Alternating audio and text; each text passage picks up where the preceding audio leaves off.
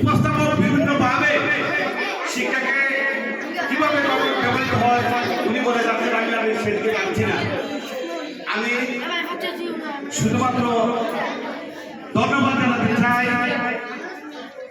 বিশেষ করে আমাদের যারা ভাই বন্ধুরা, ভাই দাদারা যারা লন্ডনে অবস্থান করে আমাদেরকে বলে জানিয়ে তারা শুধু শিক্ষা না, আরো বিভিন্ন পর্যায়ে আমাদের গ্রামকে উন্নত করার জন্য, আমাদের সমাজকে উন্নত করার জন্য তারা নিরলসভাবে প্রচেষ্টা চালিয়ে যাচ্ছেন।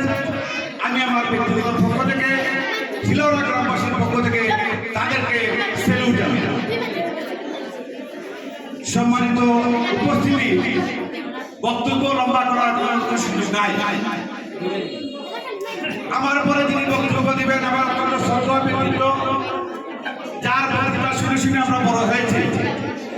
আমি ওনার বক্তব্যের একজন বদ্ধ, আমি আমার সময়কে কিছু কালচার করে আমি উনাকে সময় দিয়ে আমার বক্তব্যটা অবশ্যই বিশ্বাস করব।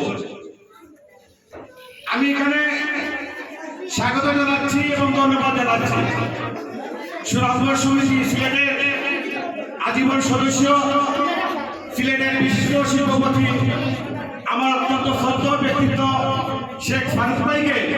তিনি আমার জন্মভূমিতে এসেছেন, ওনাকে যে দাওয়াত দিতে তার প্রতি আমার কৃতজ্ঞতা। আর আপনি এখানে এসেছেন ফারুক ভাই, আমাদের মঞ্চ আলোকিত হয়েছে। আমি আবারও আমাদের গ্রামবাসীর পক্ষ থেকে আপনাকে স্বাগত জানাচ্ছি এবং অনুষ্ঠানে উপস্থিত থেকে সুন্দর বক্তব্য রাখার জন্য আমি আপনাকে আবারও ধন্যবাদ জানাচ্ছি। সম্মানিত উপস্থিতি, বক্তব্য বিভিন্নভাবে হয়েছে।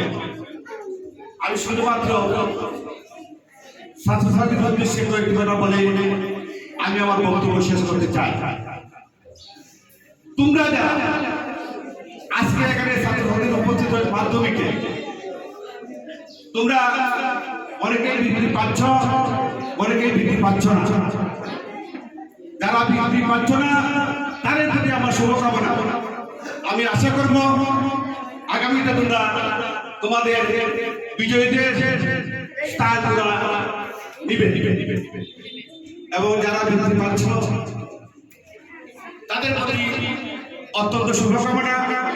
কিন্তু তোমাদের একটা দায়িত্ব বেড়ে যাচ্ছে। কিভাবে দায়িত্ব বেড়ে যাচ্ছে? তোমরা যারা বৃত্তি পাচ্ছ তোমরা কিন্তু একটা লেভেলে চলে আসছো। এখন এই লেভেল থেকে তোমাদের কাছে নামার কোনো সুযোগ নাই। এই জন্য তোমাদেরকে ভালো করে লেখাপড়া করতে হবে।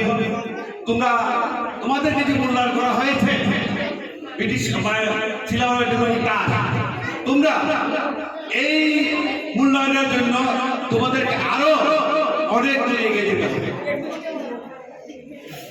আমি তোমাদেরকে আরো একটি কথা বলতে চাই। তোমরা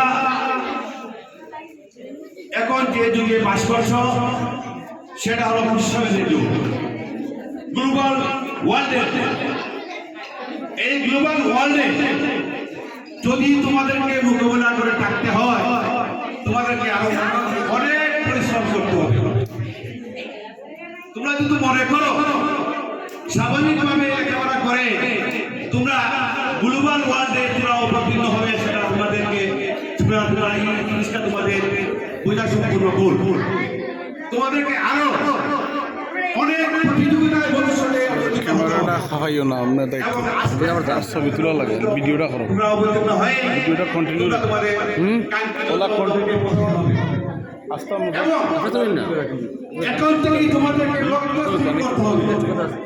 তোমরা অবশ্যই একটা ছোট্ট একটা গান তোমাদের মনে আছে, যদি লক্ষ্য থাকে অটুট বিশ্বাস হৃদয়ে দেখা হবে হবে দেখা হবে হৃদয়ে।